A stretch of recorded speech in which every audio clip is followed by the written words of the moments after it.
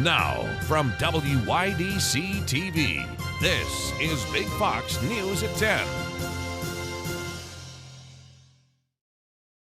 We begin tonight in Steuben County, where parents are getting a chance to ask questions and give their thoughts about the transition of their children returning to in-person learning. Big Fox's Matt Kleindienst takes us to a Corning Painted Post virtual town hall. Good evening, Ann. Last night's town hall revolved around questions regarding the district's plan to reintroduce students to 4 days a week of in-person learning. Good evening, CPP families. Thank you for joining us this evening. In the wake of the new state guidelines for schools, the Corning Painted Post School District laid out the plan to return students to the classroom. Parents were able to listen online as Michelle Caulfield presented new guidelines. Our plan as of April 26th, we are excited that we're going to be able to bring our K-8 students back 4 days a week in person. Parents in the town hall asked about the status of high school students returning to in-person learning. Due to Steuben County's designation as a high transmission zone, high school students are still required to stay in the hybrid model. This will change if weekly COVID infections dips under 100. If we were ever in a week that was under 100 cases, then we will be able to move to 4 days at the high school. And as of last week, we were at 138 cases. Parents also asked about the hesitancy sending kids back to school. Caulfield said that parents will have a choice whether or not to keep their child at home learning remotely. We'll be offering two options. It'll be the 4-day hybrid model or the 100% virtual model. The school district will present the reopening plan to the Steuben County Department of Health and continue to advocate for high school students at the state level. Matt Kleindienst, Big Fox, WYDC in Corning. As the biggest vaccination effort in American history accelerates, lawmakers are clashing with doctors about when to reopen the country. Jonathan Seri has the latest from Atlanta.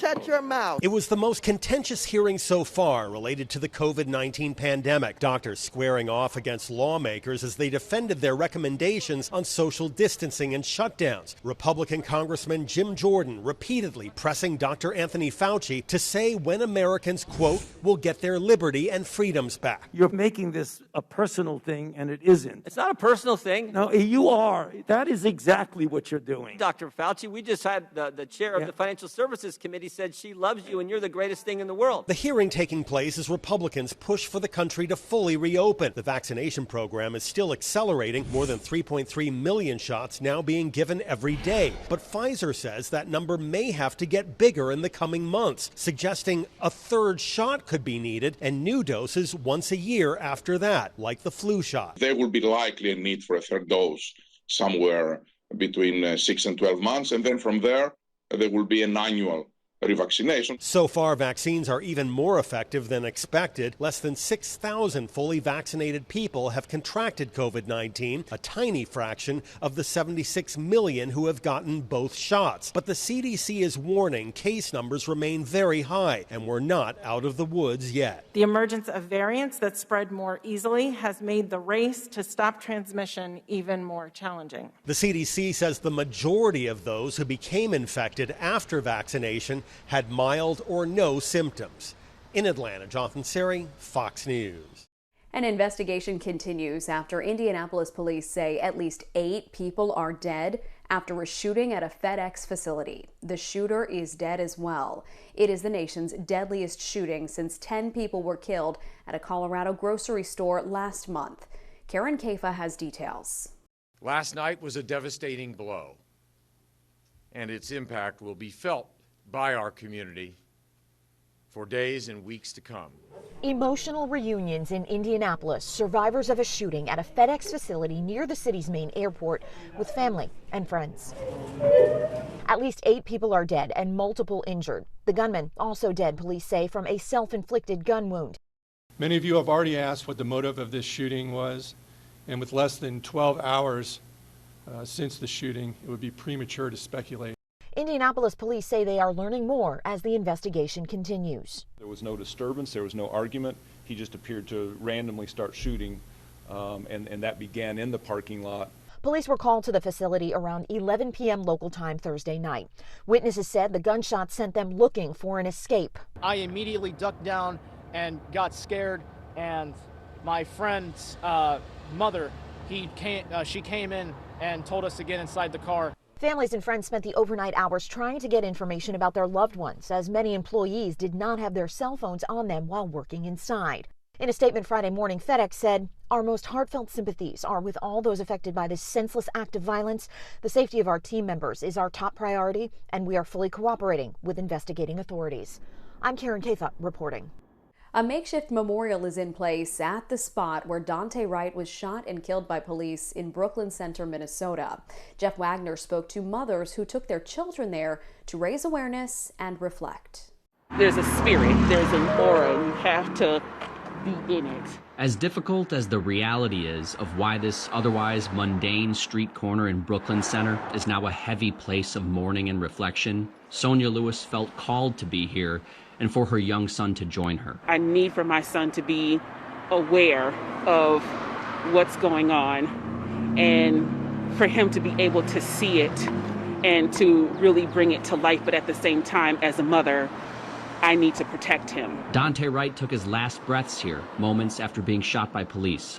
Shielding children from that truth versus overwhelming them with its intensity is a delicate balance mothers like Kaswana Murphy must navigate. This is literally 5 minutes away from my house, so I just wanted to bring them here to show that this is real and it can happen anywhere. Tough conversations about interacting with police are not new for her family, but at this corner, words aren't necessary. When we got here, their energy shifted a lot. It got very emotional. Questions of why and how stirring in their minds. Dante called his mom, and it still happened. I tell them to call me all the time if anything, happens. And now it's just, I just don't know what to tell them anymore. Their life lessons these mothers will contemplate, but not alone. And we will go home and we will decompress. We will talk about this. Search and rescue efforts continue in Louisiana, where a commercial boat capsized on Tuesday in the Gulf of Mexico. The Coast Guard says 1 person died, 6 people were saved, and 12 are still missing. Olivia Vidal spoke to a mother who is desperately waiting to hear answers about her missing son. Yeah, that wasn't this past year, but it was the year before. Dara Morales, mother of Chaz Morales, him and the kids right there in the living room, received a call that her son, a crew member on a lift boat, was missing after the vessel capsized in the Gulf of Mexico on Tuesday. He was not one of the 6 alive that they got last night. A call she did not expect to receive. He started screaming to God and to him.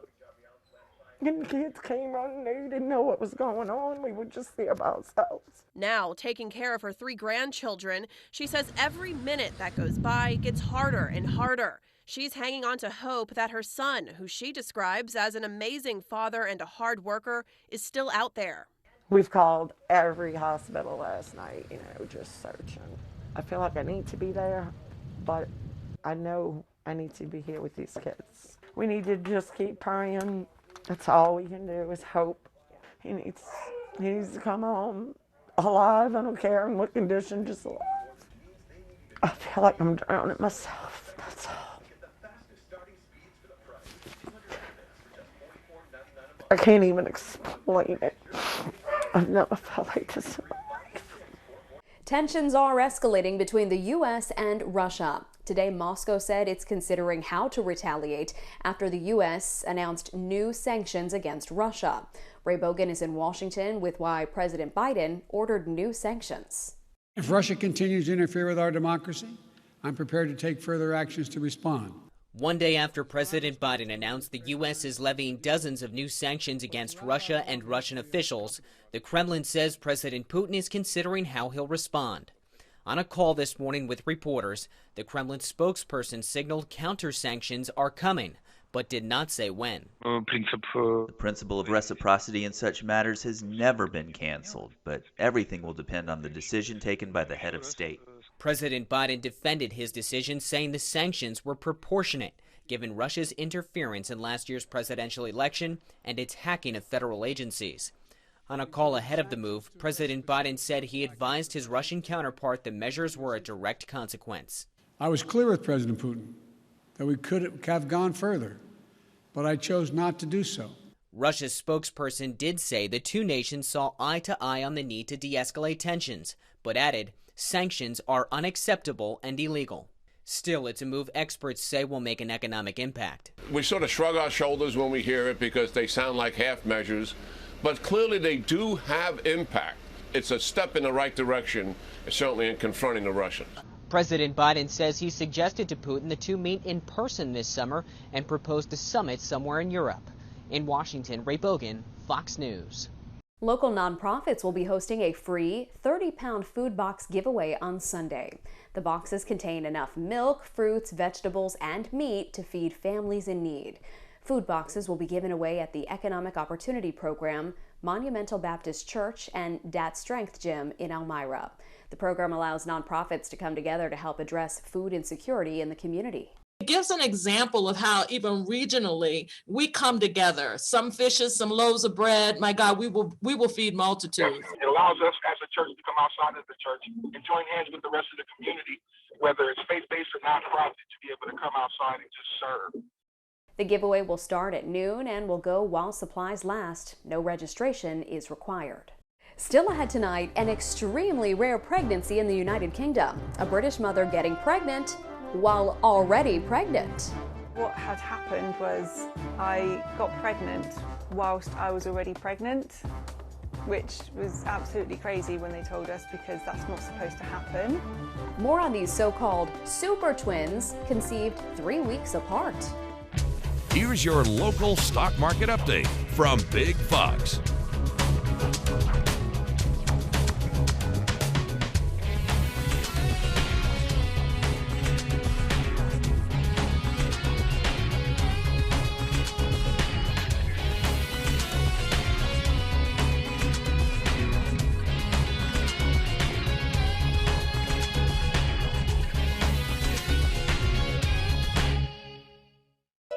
Now, your Twin Tiers forecast from Big Fox. Tonight's Big Fox forecast is brought to you by William Mattar. Good evening, everyone. I'm meteorologist Kim Walker with your weather update. As we head into tonight, it's going to be a dreary night, and there is the possibility of a few showers if you wake up early enough on a Saturday. Readings, though, will be in the 30s, so it's going to be a chilly start to our day tomorrow. But the storm system that's bringing all this rain will continue to press off to the east, farther and farther away.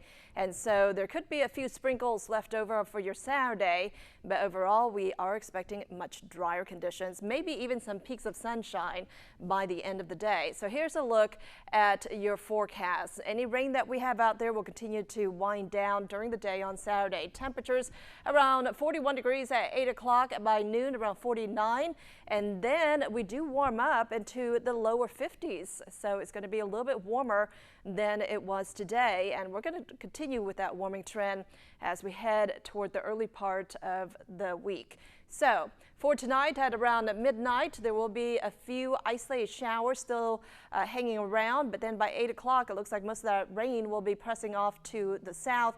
We are expecting a little bit drier conditions. Again, there could be a sprinkle or two during the day, but I'm not expecting a lot of measurable rainfall. And then on Sunday, there will be a few more sprinkles that will come through, maybe an isolated shower or so in the early morning hours and also during the day. But overall, we're not going to pick up a lot of rain as we head toward the end of the weekend.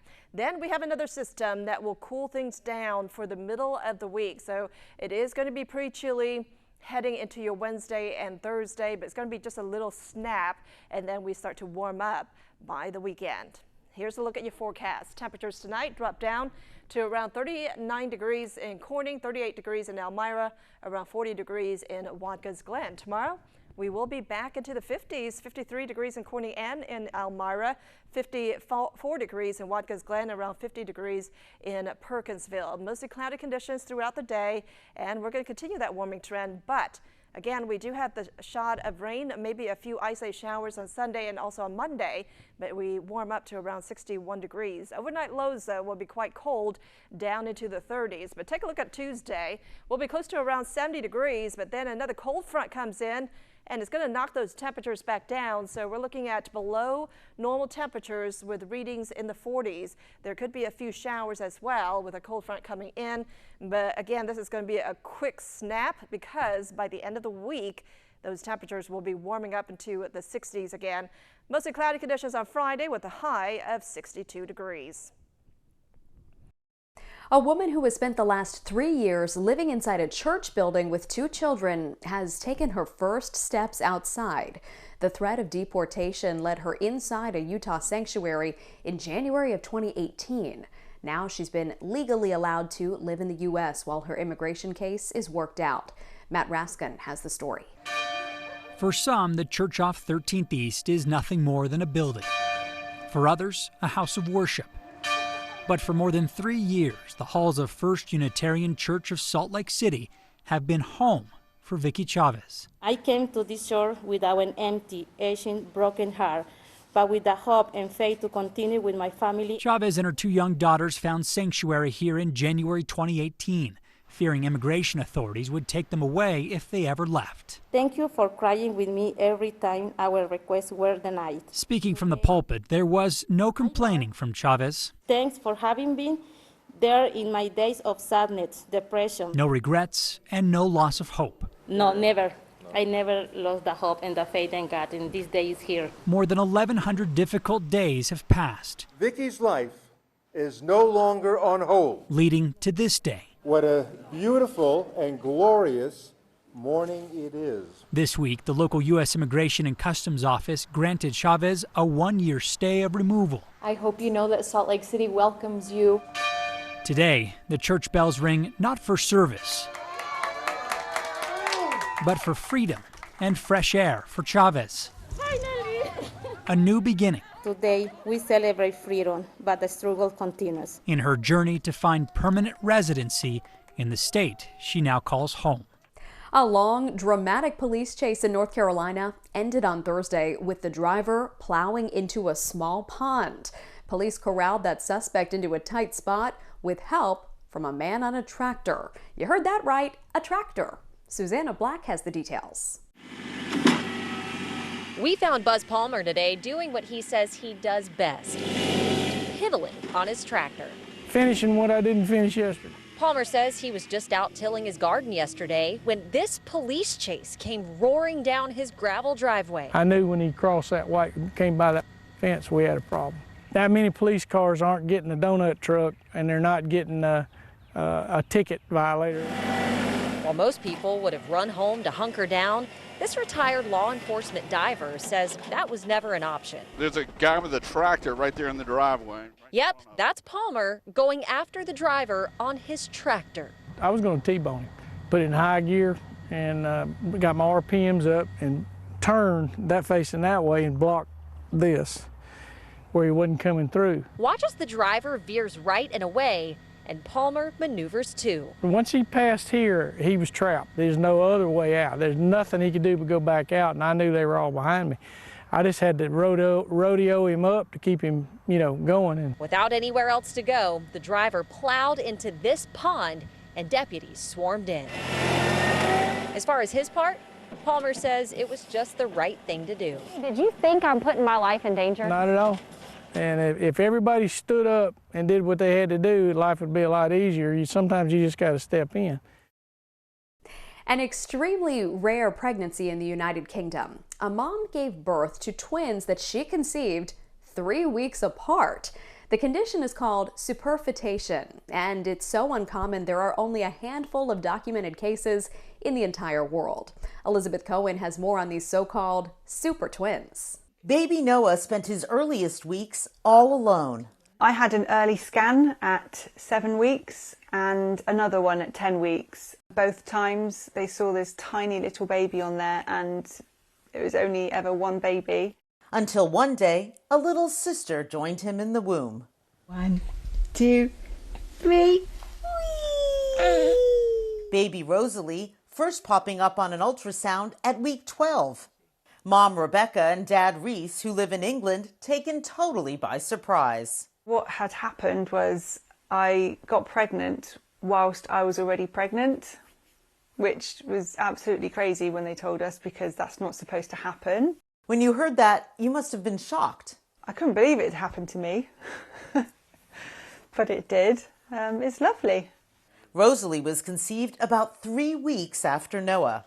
With fraternal twins like Noah and Rosalie, usually 2 eggs are released at the same time, fertilized, and the embryos implant in the uterus at the same time.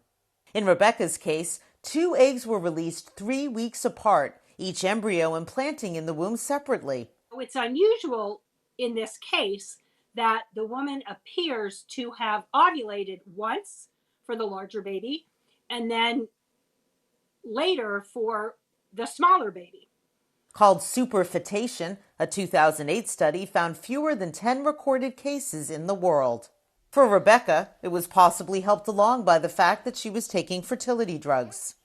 Based on Noah's due date, the twins were born about 6 weeks early. Noah at 4 pounds 10 ounces, Rosalie 2 pounds 7 ounces. Rebecca's Instagram documenting their development. After stays in the neonatal intensive care unit, both are in good health. You're gonna smile for me. Yes, you are. Rosalie, a fan of mobiles and Mickey Mouse. Noah, maybe not so much today. They're certainly fans of each other. Definitely reach out to each other a lot. So, Rebecca, do you think of Noah and Rosalie as twins or older brother and younger sister? I definitely think of them as twins. They were born at the same time. They might not have been conceived at the same time, but I still carried them at the same time. They were born at the same time, so yeah, they're twins.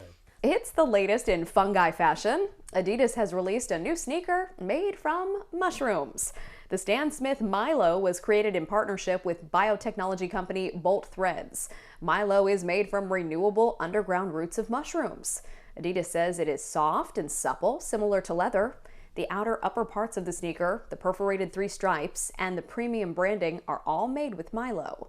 The midsole of the shoe is made with natural rubber. A crazy and dangerous SUV stunt caught on camera in Florida is like something out of a TV show. Jeremy Roth has today's Take a Look at This.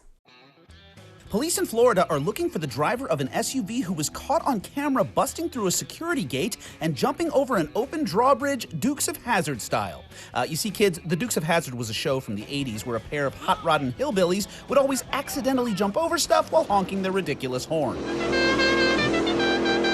But this ain't Hazard County, this is just plain hazardous.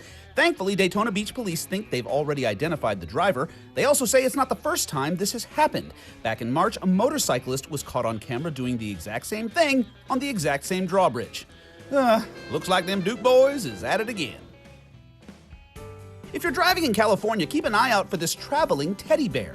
The man in this goofy bear suit is attempting to walk from Los Angeles to San Francisco. According to his GoFundMe page, Bearson hopes to make the more than 400-mile trek in under a week. He says he plans to donate any funds raised to any selected nonprofit. He's documenting the journey on his Instagram page, which has, unsurprisingly, amassed a following. In the meantime, he's trying not to focus on the sheer size of his daunting task. Literally, like, I look at my map and I'm just walking. I try not to look at the numbers because you have to be there, like, mentally. Thankfully, this grizzly globetrotter is all there, but just barely. Yeah. For Take a Look at This, I'm Jeremy Roth. We want to leave you with a smile tonight. Some people need options, and William Hunn of Atlanta knew that about his fiancée. Hunn got down on one knee to ask Brittany Miller to be his wife on Easter weekend, and he came prepared with 5 rings for her to choose from. 5.